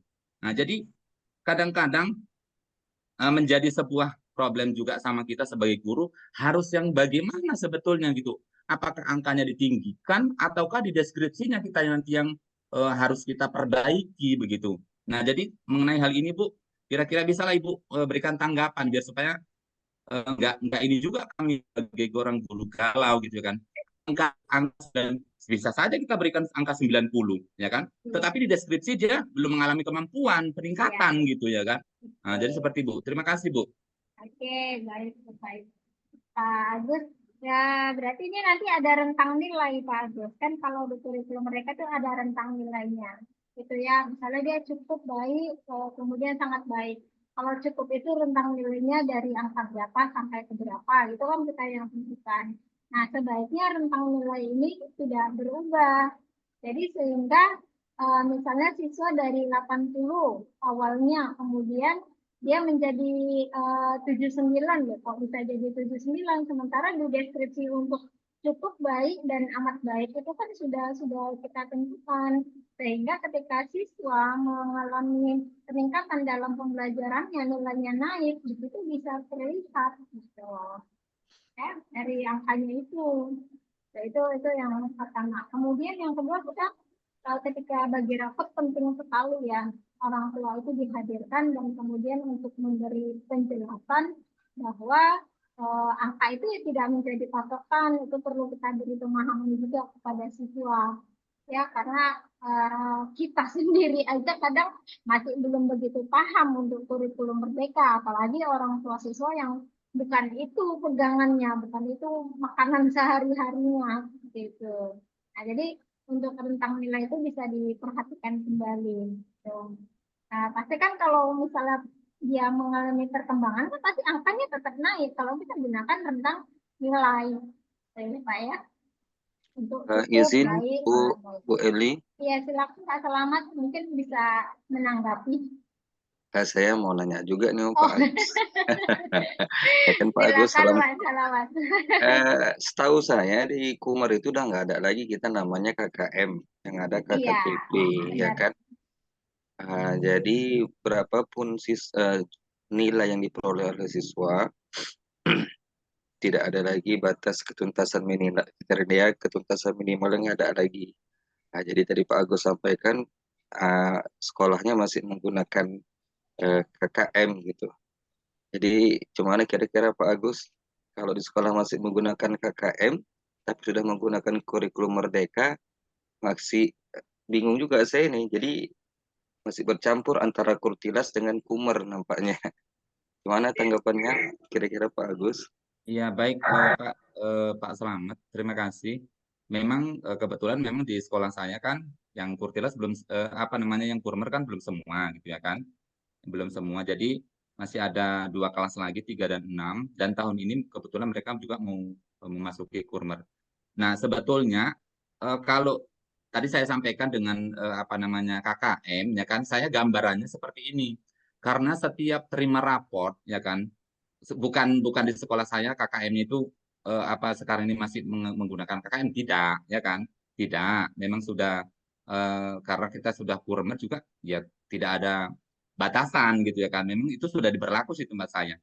Cuman kebiasaan orang tua ya kan. Kebetulan di tempat saya juga memang kalau mengambil rapor Bu memang wajib orang tua gitu dari dulu ya kan. Dari dulu. Jadi sehingga orang tua itu tahu perkembangan anak ketika di akhir semester ya kan di akhir semester dia posisinya seperti ini gitu. Tapi orang tua itu tetap melihat angka gitu, tetap melihat angka ya kan? Kita melihat angka memang jadi sebuah ini apa namanya tugas tambahan sama kita juga menjelaskan sama guru, sama orang tua sih, ya kan? Apa namanya? Bayangkan saja kalau jumlah muridnya itu 28 orang, jadi 28 orang itu kita harus jelaskan satu-satu gitu ya kan. Jadi karena yang dilihat sama mereka itu memang angkanya gitu, tidak deskripsinya. Jadi kami sudah sampaikan di apa namanya di awal dalam penerapan kurikulum Merdeka di sekolah, ya kan. Jadi yang mau kita capai sebetulnya itu apa namanya perilakunya Bapak Ibu gitu. Tapi nanti ketika apa namanya terima rapot tetap juga Pak kok dia angkanya kok jadi seperti ini, kok begini gitu ya kan, kok seperti ini gitu. Jadi kadang-kadang ya saya pun agak bingung juga sih sebetulnya ya kan Bu. Itulah Pak Selamat, terima kasih. Oke, ini masih masa transisi sebenarnya ya kan. Jadi si orang tua juga belum begitu paham, ya bahkan mungkin banyak guru-guru juga yang belum paham. Pak Agus pelan-pelan. Kita masa transisi kan biasa, kalau masa transisi itu pasti ada gejolak ya, baik dari gurunya, orang tua maupun peserta didik sendiri. Pak Agus pengalamannya luar biasa, jadi ada interaksi dengan orang tua, menjalin hubungan baik. Jadi Pak Agus tugasnya juga tidak hanya mendidik siswa, tapi mendidik orang tuanya sekaligus. Luar biasa Pak Agus ya. Oke, kita lanjut ya Bapak Ibu ya.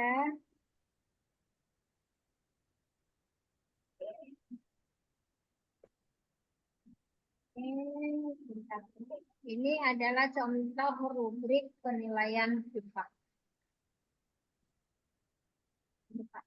Ini ya ada penilaian sikap, ada penilaian antar teman, dan ada penilaian diri. Kita coba buka ya. Jadi untuk penilaian diri biasanya seperti ini. Ya. Saya percaya perbuatan baik akan diberi imbalan oleh Allah ya atau tidak, gitu ya. Ini penilaian diri. Kemudian satu sifat menilai. Kita lanjut. Oke. Ini penilaian sikap. Ada kemudian penilaian. Ini rubriknya itu contohnya itu seperti ini dalam bentuk tabel. Kalau ini untuk penilaian diri ya. Ini hanya contoh, tidak aturan baku ya Bapak Ibu ya. Seperti ini selalu, sering, jarang, tidak pernah. Saat ada bisikan hawa nafsu untuk berbuat maksiat, saya segera membaca ta'awudz. Selalu, sering, jarang, atau tidak pernah. Kalau kadang tidak pernah, tapi dia tidak mengikuti bisikan tadi, bisa jadi seperti itu ya kan. Ini bisa menjadi contoh kita. Kemudian penilaian antar teman. Nah, kalau misalnya ini kita cetak kan pemborosan kertas ya, ini kita bisa gunakan misalnya Google Form. Itu lebih gampang dan lebih ramah lingkungan ya. Ini penilaian antar teman. Temannya siapa yang dinilai dan siapa yang menilai. Oke. Kemudian, nah PAI itu ada penilaian sikap ya. Kita novelnya pendidikan agama Islam dan budi pekerti. Kita lanjut. Kemudian penilaian pengetahuan. Ini sudah pastilah terbiasa kita menggunakan ini. Kalau pengetahuan misalnya pilihan berganda, ya pernah buat kisi-kisi soal nggak Bapak Ibu? Kalau Kak Agus pasti, karena tim penyusun soal harus bisa buat kisi-kisi soal. Kadang yang sering disalahartikan itu gini, Bu minta kisi-kisi mau ujian semester nih. Yang dikasih bukan kisi-kisi, tapi soalnya. Ya yuk masuk. Ibu kasih kisi-kisi soal ujian semester. We. Dikasih soalnya gitu. Yang namanya kisi-kisi itu seperti ini, tidak ada soal di sini. Ya, tidak ada soal, yang ada apa? Hanya indikator soal. Indikator soalnya seperti apa? Misalnya nih, karena saya SMK ya, disajikan pernyataan yang berkaitan dengan ayat Al-Quran. Berarti dia kan harus hafal tuh ayat Al-Quran surah Ali Imran 190 dan 191. Kemudian siswa dapat mengidentifikasi perilaku yang mencerminkan Quran surah Ali Imran dengan benar gitu. Nah, hanya indikator ini aja yang dikasihkan. Jadi kita kalau mau ngasih kisi-kisi, Bu, soalnya apa yang masuk? Ya itu baca Quran surah Ali Imran gitu. Jangan soalnya bulat-bulat gitu dikasih. Oke, kemudian ada kartu soal. Ini sudah saya pastikan Bapak Ibu jarang membuat ini ya. Karena sudah ada di kisi-kisi itu, apalagi ada di kartu soal gitu ya. Oke, kemudian naskah soal. Oke, kita lanjut lagi. Ini hanya contoh ya Bapak Ibu ya, bukan aturan baku. Kita lanjut lagi. Kemudian ya sinyalnya mulai melemah. Keterampilan, penilaian keterampilan. Kita coba buka lagi.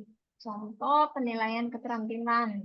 Contoh format penilaian keterampilan. Ini misalnya, ini loading Bapak Ibu. Sedang hujan ini di sini. Ini sikat, kita tutup dulu. Oke, nah ini untuk keterampilan. Ini dia dalam bentuk daftar checklist ya. Salah satu instrumen tadi kan ada daftar checklist. Nah, di sini kita bisa misalnya anak disuruh membaca Quran surah Al-Luqman ayat 13. Namanya siapa? Kelas berapa? Kemudian kelancaran bacaannya baik atau tidak baik. Ini ya dia seperti ini rubriknya. Kemudian ini nanti untuk penentuan skornya. Penilaian produk begitu juga, misalnya disuruh ngapain, membuat video tayangan tentang ketentuan berpakaian sesuai syariat Islam. Nah, ini kalau produk kita mulai menilai siswa itu dari mulai perencanaan tahap prosesnya sampai pada tahap akhirnya. Nah, di sini tentu membutuhkan keterampilan siswa dalam bidang IT ya Bapak Ibu. Karena video ya, kalau di SMA SMK ini sudah bisa gitu. Kemudian di sini hasil karya siswa tentang contoh perilaku sesuai dia menyajikan perilaku mencerminkan orang yang meneladani Asmaul Husna. Oke, nah, seperti itu Bapak Ibu ya. Ini hanya contoh saja. Kita lanjut. Oke, sudah selesai. Silakan Bapak Ibu yang mau bertanya.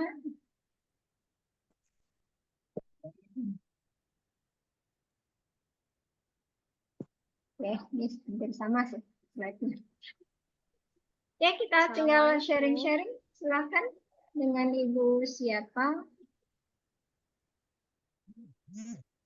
Assalamualaikum Bu Eli. Waalaikumsalam warahmatullahi. Ya, silakan Ibu.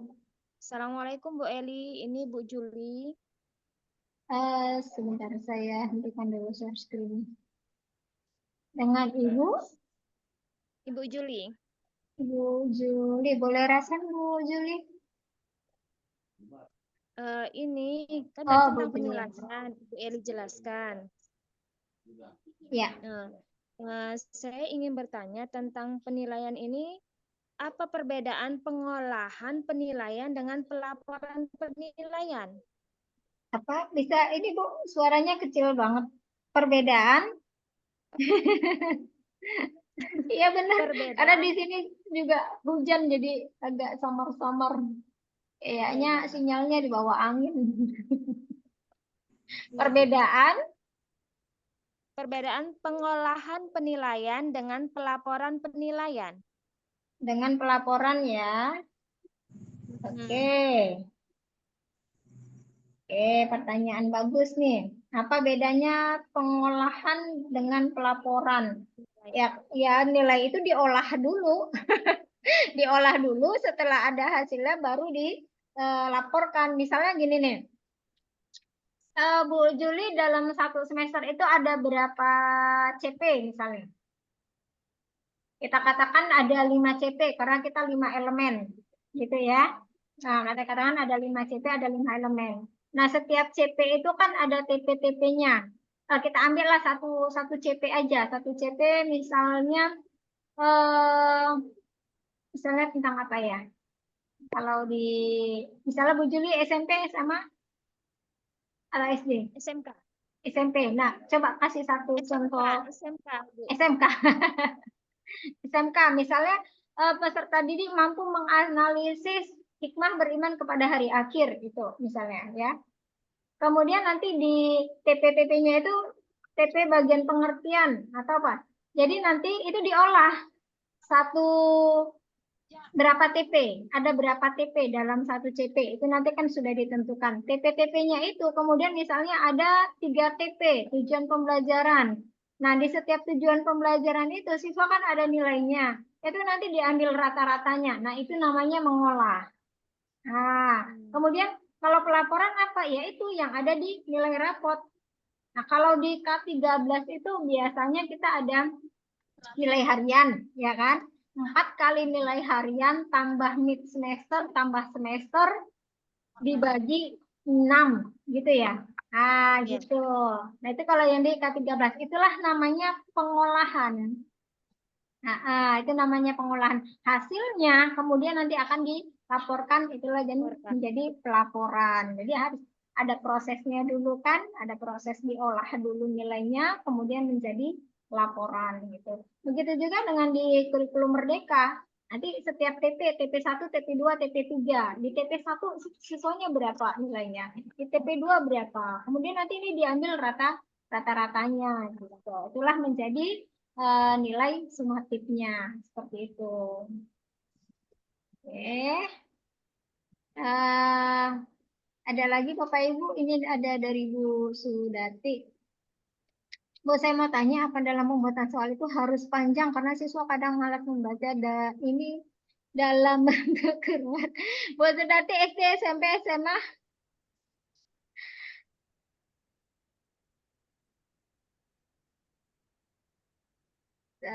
Ada teman-teman yang mau masuk. Bentar. Nah, Bu Sudati, ya itu namanya dia literasi ya Bapak Ibu ya. Ya, jadi kita sajikan dulu narasinya, kemudian ke soal itu akan membiasakan siswa untuk berpikir dan membiasakan siswa untuk membaca. Itu pada umumnya di kurikulum Merdeka seperti itu. Untuk numerasi dan literasinya sudah ada di dalam soal. Kemudian kabar baiknya sih kalau misalnya kita membuat soal cerita, dari soal cerita itu kita bisa munculkan paling tidak 5 soal gitu. Jadi dalam satu soal cerita kita bisa munculkan 5 soal gitu. Ya.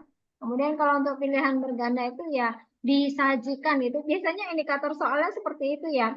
Disajikan kisah tentang Rasulullah. Siswa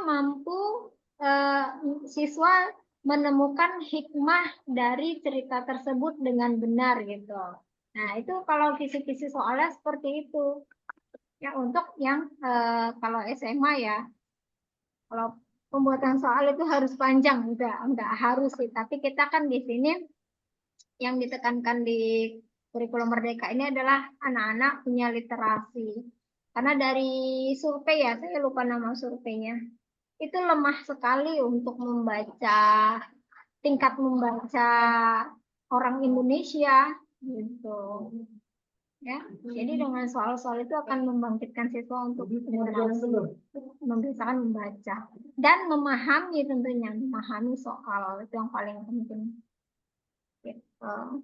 Tidak harus panjang, tapi sebaiknya dalam membuat ini kan kita kalau Bapak Ibu membuat soal itu dikasih dulu pengantarnya, baru ke soalnya.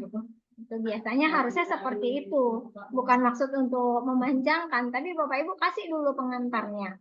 Ya, kasih dulu pengantarnya sedikit, baru nanti ke soalnya. Boleh dalam bentuk cerita, misalnya biasa kan gitu ya, Pak Ahmad gitu ya, bla bla bla gitu kan.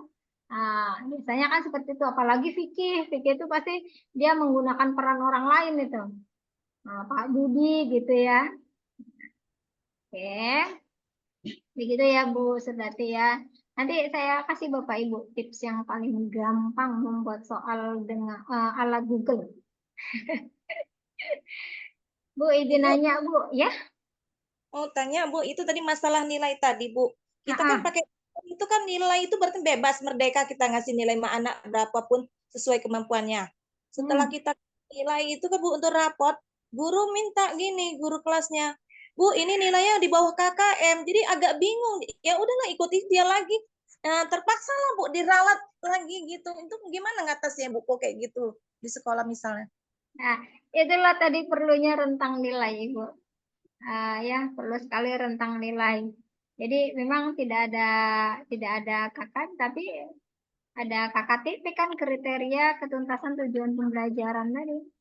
Nah, kriterianya seperti apa ya, sesuaikan dengan tujuan pembelajaran. Nah, di KKTP-nya nanti akan dibahas oleh Bu Murni ya di malam Sabtu ya nanti ya. Ya Bu. Malam Sabtu atau malam Jumat. Nah, nanti di situ untuk melihat KKTP-nya, kriteria ketuntasan tujuan pembelajaran. Misalnya tujuan pembelajaran kita siswa mampu mempraktekkan berwudu gitu ya. Nah, kriterianya apa? Kriterianya dia sudah bisa membaca niatnya, kemudian ngambil wudhunya itu sudah runut itu dari awal sampai akhir itu. Itulah tadi kriterianya, kriteria ketuntasan tujuan pembelajaran. Gitu. Ya. Tidak diperbolehkan pemberian ranking.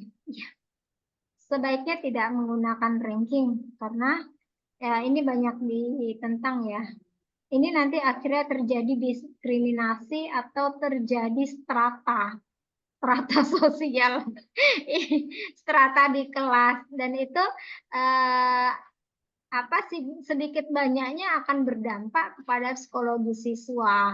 Itu kenapa di Kurnet itu sudah tidak pakai ranking lagi. Dan di negara-negara berkembang juga sudah tidak pakai ranking, tapi dia pakai deskripsi. Sama kayak di TK kan, di TK juga gitu ya deskripsi. Sudah mulai menuliskan huruf A gitu ya misalnya.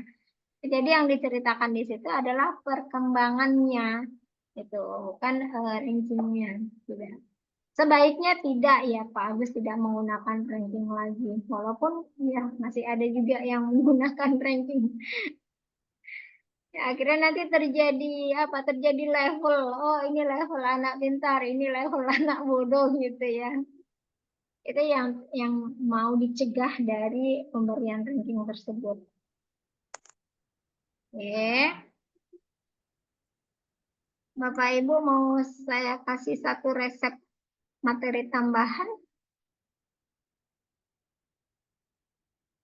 Saya akan share Bapak Ibu untuk agar bisa membuat soal dengan menggunakan artificial intelligence.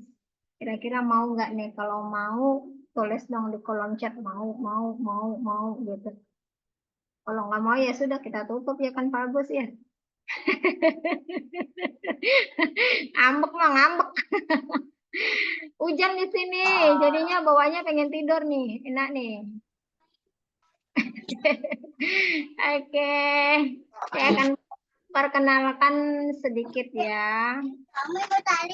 Tapi ini tidak panjang, nanti setelah selesai saya menjelaskan ini kita close ya Bapak Ibu ya. Ada namanya Google Gemini. Bapak Ibu pernah pakai chat GPT nggak? Boleh dong di kolom komentar pernah pakai chat GPT? Nah, Bu, Pernah ya, Pak Selamat pernah ya. bahkan di PMM pun sudah ada itu. Oh iya, di PMM sudah ada ya. Iya. Oke, nah, kali ini kita akan menggunakan namanya Google Gemini, Bapak Ibu. Ketik aja di situ Google Gemini.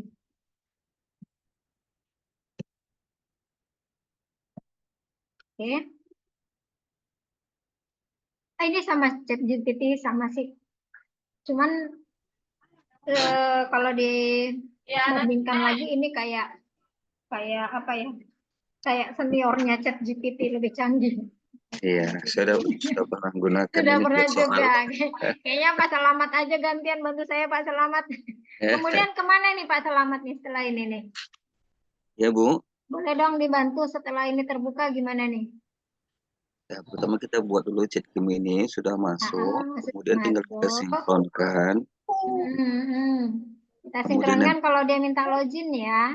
ya Karena ini sudah login, saya nggak perlu login lagi. Oke, betul. lanjut Kak Selamat. Mana dia tadi? Ada bocil. Karena bentar dia apa nggak? Sandu ya. Karena sembunyi ya. Apa yang minta dijual itu Pak Slamet? Hah? Ya, ntar. Oh ya maaf Bu ya, stop. Nggak apa Pak, santai aja Pak. Kami punya kok Pak. Punya anak maksudnya. Ya itu masukkan perintah di sini, umpamanya kita mau buat soal, umpamanya ya. Kemudian Sini kita ya. harus tentukan dulu TP-nya, apa yang mau kita ambil dari situ. Umpamanya saya buatkan soal pilihan berganda dengan tujuan Bentar pembelajaran Pak, saya ketik. ini. Ketik dulu Pak.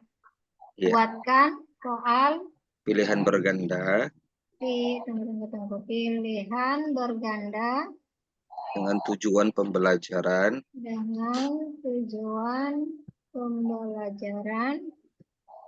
sholat jamak dan qashar. salat jamak dan qashar. Sebanyak 10 soal. Sebanyak 10 soal. Oke, sudah kita enter? Boleh. Keluar tidak dia ya? Ada seperti ini Bapak Ibu ya. Langsung bisa diadopsi. Tapi ini narasinya dikit, tambahin lah Tinggal ditambahin Bu. pengantarnya. Tinggal Iya. ditambahin dengan narasi. Ya. Gitu aja dengan narasi yang panjang umpamanya begitu. Betul. Kan nggak sulit kan Bapak Ibu kan buat soal kan. Kalau mau pakai gambar pun bisa itu Bu, saya udah coba. Iya, kita coba gimana? Buatkan soal dengan narasi yang panjang dan menggunakan gambar umpamanya. Buatkan soal pilihan berganda dengan narasi yang panjang dan gambar serta bisa gitu. Bisa. Serta dengan tujuan pembelajaran. Oke, kita coba perbaharui. Nah, ada soal ceritanya nih, udah masuk literasi nih, udah tinggal adopsi aja. Lengkap dengan jawabannya Bapak Ibu. Jadi tinggal pindahkan ke Google Form aja, karena kami kan nggak menggunakan kertas lagi. Gitu ya Bapak Ibu ya. Jadi nggak usah pusing-pusing nyusun soal, tapi ya harus disesuaikan, dibaca lagi. Ya. Di sini ada penjelasannya, sholat subuh tidak boleh dijamak dengan sholat lainnya. Nanti kalau dia misalnya ada lagi penjelasannya, silakan sesuaikan gitu. Ada lagi nanti, silakan sesuaikan. Tetap keputusannya ada di kita. Oke, Bapak Ibu, itu tips terakhir menggampangkan hidup kita, ya kan Pak Selamat ya. Menggampangkan hidup. Oke. Baik, Bapak Ibu. Oke, sebentar. Oke. Iya, Bu Fitriani, lebih praktis. Jangan lupa ditulis di buku agendanya. Apa tadi? Google Gemini gitu ya. Maaf, Bu, tapi tolong ya bisa dibuka ya, Bu. Semalam. Oh, terkait dengan absen ya. Ya, oke, nanti bisa di Pak Taufik ya tanyakan. Oke, Bapak Ibu, karena waktu juga sudah pukul 21.40, apakah masih ada Bu Rodia? Oke, Bu. Ada. Sedikit Bu. Oke, silakan Pak. Itu kan kalau kita di raport kurikulum Merdeka ada itu raport P5. Itu raport P5 itu Dari penilaian asesmen kita ini, asesmen formatif sama sumatif, kira-kira dia dikategorikan penilaian yang mana atau dia tersendiri kira-kira itu? Nah, karena rapot P5 itu ya sudah masuk sumatif ya. Karena dia Sumatif ya. dilaporkan. Karena dia Nah, sudah dalam bentuk laporan ya. iya, iya. Oke. Oke, makasih Bu. Nah, kalau sum membedakannya saya mengingatnya gini, sumatif, sum. Kita kalau pakai Excel itu ada pakai sum ya. Sum itu kan menjumlahkan. Jadi sum itu nilai sumatif biasanya kita karena untuk pelaporan kan kita menjumlahkan beberapa nilai dari TP-TP atau CP yang sudah kita buat itu. Itu cara mengingat saya sih ya, untuk membedakan. Kalau for ya for itu for learning, learning itu. Sumatif pernah nggak pakai Excel, pakai sum sama dengan sum tanda kurung gitu ya. Roja kayaknya pernah. Mantuk-mantuk. Jadi sumatif gitu untuk gampang mengingatnya. Oke, Bapak Ibu, boleh dong di kolom komentar bagaimana perasaan Bapak Ibu setelah pembelajaran kita hari ini dan hal baru apa yang Bapak Ibu ketahui. Boleh dong sebelum kita tutup, bagaimana perasaan dan hal baru apa yang didapat. Ini masuk apa ini Pak Selamat? Refleksi ya.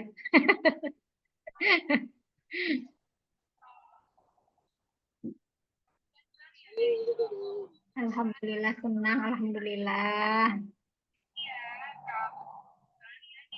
Yang lainnya Bapak Ibu.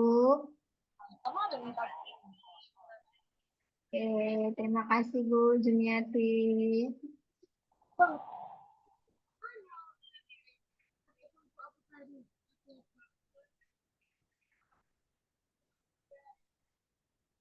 Google Gemini, oke Bu Tumiatun.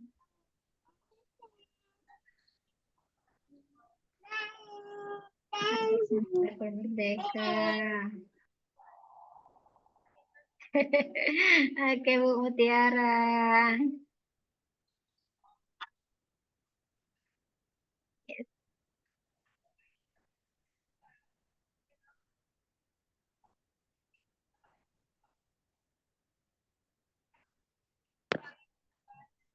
Boleh Bu Sri Wayuni, boleh. Tapi jangan satu lah TP-nya ya. Minimal lah 3. Ya.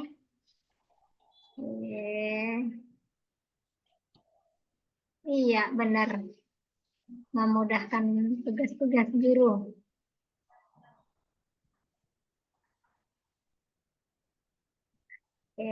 Baik Bapak Ibu, terima kasih sudah berinteraksi dengan saya dengan tidak membiarkan saya bicara sendiri, baik itu interaksinya di kolom chat dan juga menghidupkan mic-nya ya kita. Sekali lagi terima kasih dan Bapak Ibu mohon maaf ya, mohon maaf jika masih banyak kekurangan di sana sini. Pasti banyak sekali untuk asesmen ini yang bisa dikulik lagi, diulik lagi. Nanti Bapak Ibu akan mendapatkan materi yang lebih dalam lagi di PPG, tapi ini sebagai pengantar, setidaknya Bapak Ibu sudah mempunyai gambaran ya, seperti apa itu asesmen formatif, sumatif, kemudian bagaimana itu penilaian keterampilan, sikap, dan lain sebagainya. Kemudian apa yang menjadi prinsip asesmen, kenapa asesmen harus dilakukan gitu ya Bapak Ibu. Yang pastinya asesmen yang kita lakukan itu harus sesuai dengan tujuan pembelajaran. Oke, sekali lagi Bapak Ibu, mohon maaf dari saya jika banyak salah kata atau salah sikap. Ya, kita tutup dengan ucapan hamdalah.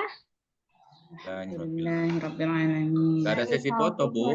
Oh iya, saya tutup salamnya dulu. Alhamdulillah. Oke deh. Ada Sesi request ini gitu yang ditunggu sih. gitu. Sesi ini yang paling apa? Yang paling Baik, baik. ditunggu-tunggu. Boleh dong dihidupkan kameranya, Bu Nur Halimah, wah, baru kelihatan.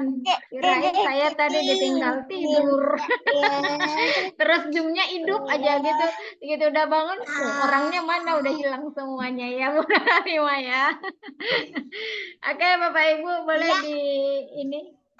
dihidupkan mic-nya. Dihidupkan kameranya dong. Saya hitung sampai 3 ya Bapak Ibu ya. Ini ada 2 slide. Ada 2 slide. Ada bocil. Ya, bocilnya ya. Nggak apa-apa, Mas. Aman, nggak apa-apa. Saya hitung ya Bapak Ibu ya. 1, Ya. 3. Kasih senyum yang terbaik ya. Bentar, saya ke WA dulu. Iya. Mau dipoto sini. Bentar Bapak Ibu, jangan pindah channel dulu.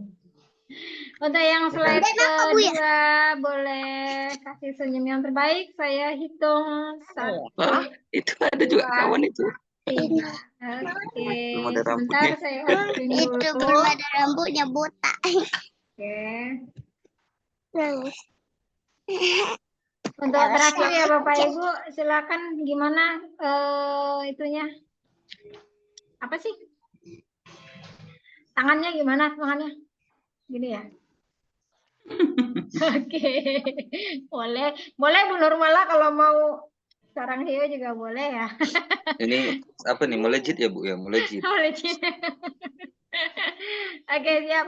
Dengan gayanya masing-masing bolehlah dan senyuman yang terbaik untuk di slide pertama ya.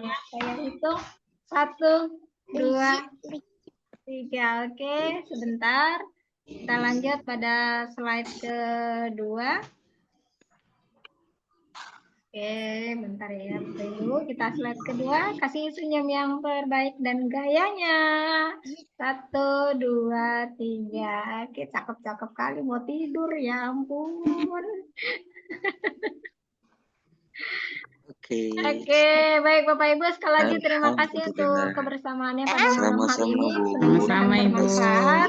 Wabillahi taufiq wal hidayah. Wassalamualaikum warahmatullahi wabarakatuh. Waalaikumsalam warahmatullahi wabarakatuh. Selamat istirahat Bapak Ibu.